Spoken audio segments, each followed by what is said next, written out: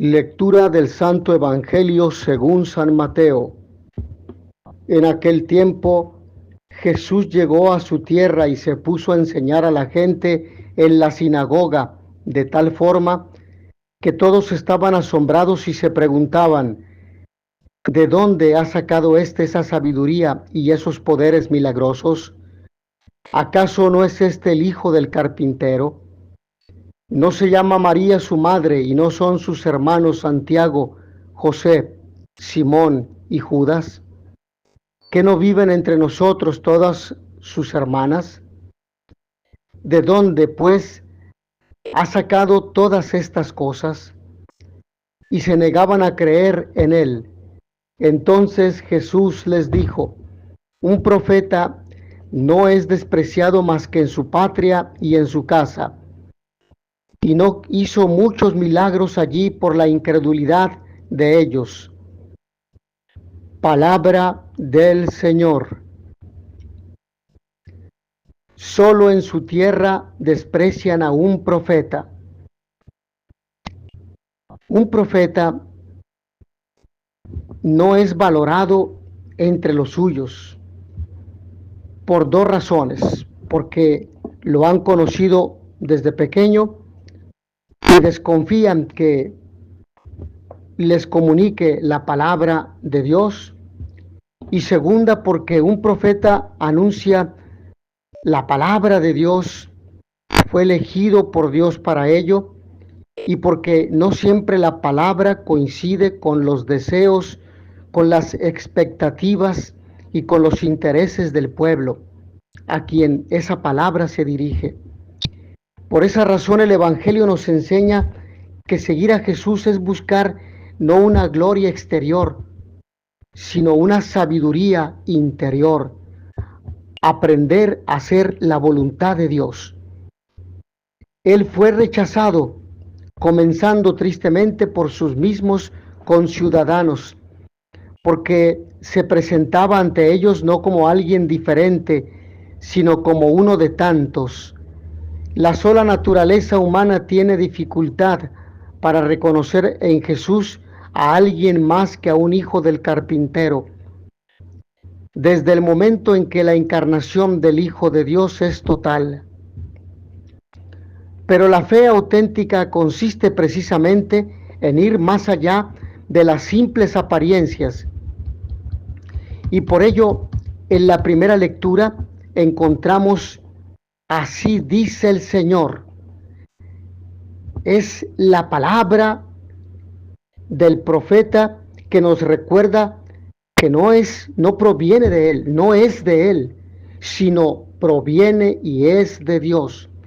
Y por ello la lectura del profeta Jeremías nos narra una situación trágica en la vida del profeta como consecuencia de su anuncio profético.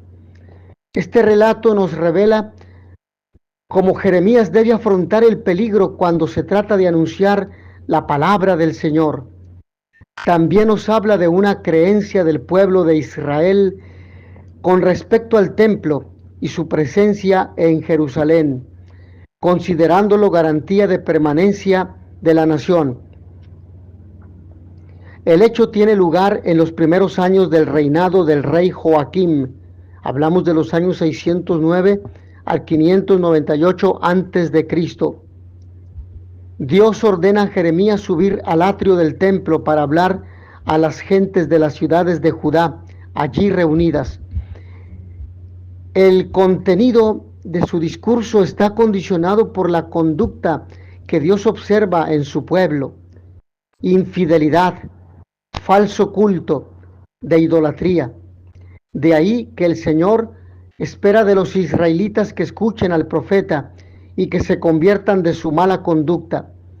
Estas palabras de invitación a la penitencia resultan un lugar común reiterado en la literatura profética. Dios siempre espera en el ser humano hasta el punto de estar siempre dispuesto a practicar la misericordia. Obedecer al Señor y cumplir su ley llevará al perdón, mientras que el apartarse de ella conducirá a la ruina total del templo de Jerusalén, como ocurrió con el templo de Silo en la época de los jueces.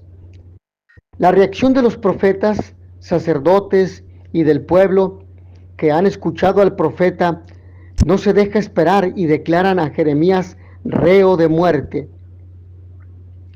Aquí se están confrontando dos concepciones sobre el templo, la que tenían los sacerdotes como lugar sacrosanto y en consecuencia hablar contra él era blasfemia, y la concepción que vincula el templo con las exigencias éticas de la conducta del pueblo depende la permanencia del templo.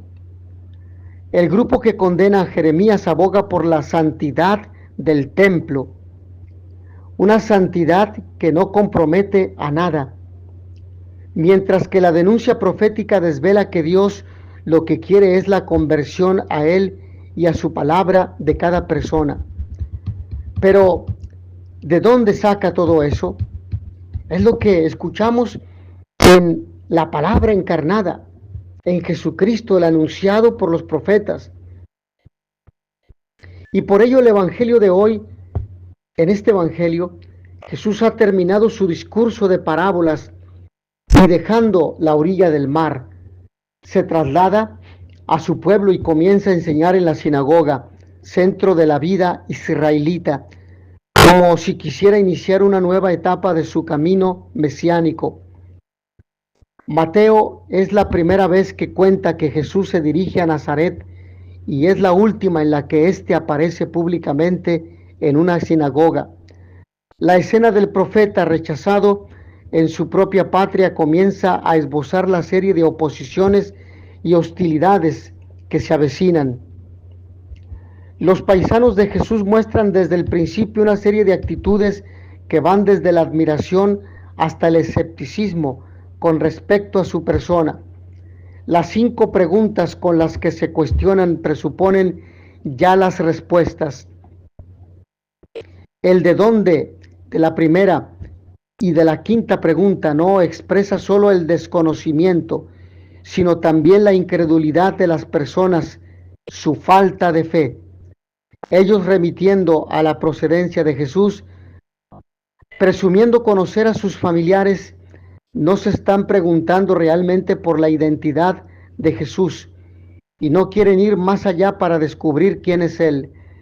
La sabiduría de Jesús y sus milagros podrían ofrecer una buena razón para seguir indagando, pero esto no tiene lugar. El comportamiento de la gente de Nazaret respecto a Jesús se basa en su incredulidad. Y esto tiene relación con la sociedad contemporánea, el escepticismo. La gente es escéptica, desconfía de todo y de todos, y por lo tanto desconfía de Dios. Es verdad que esta falta de fe no puede impedir la actividad del maestro, pero sí limitarla, de modo que él no puede realizar allí muchos milagros. Con la expresión un profeta solo es despreciado en su tierra, Jesús evita toda discusión con sus paisanos, pues estos están seguros de conocer todas las respuestas. Esta postura de los habitantes de Nazaret está en clara oposición con la de los discípulos que quieren comprender todo lo que Jesús les enseña. Con la contraposición entre los discípulos que comprenden y la gente incrédula de Nazaret, Mateo acentúa el fuerte contraste entre las diferentes opiniones y actitudes respecto a Jesús y a sus obras. Sus paisanos pasan de la admiración al rechazo. Su presencia y sus palabras les arranca de su tranquilidad cotidiana, llevándolos a un cambio, a una transformación interior y exterior que ellos no están dispuestos a dar. La gente de Nazaret no quiere reconocer a Jesús como Mesías de Dios, no creen en Él y le dejan que se marche de su ciudad. ¡Qué pena! Estuvo entre ellos el esperado, el anunciado, el Mesías y no lo reconocieron. Dejamos que Jesús se marche de nuestro lado porque también nos hemos vuelto ciegos, porque estamos concentrados en nuestros problemas y en nuestros intereses personales y materiales. Mis hermanos, que a todos ustedes el Señor los bendiga y les dé la paz. Y notitia veritatis proficere, pax et bonum.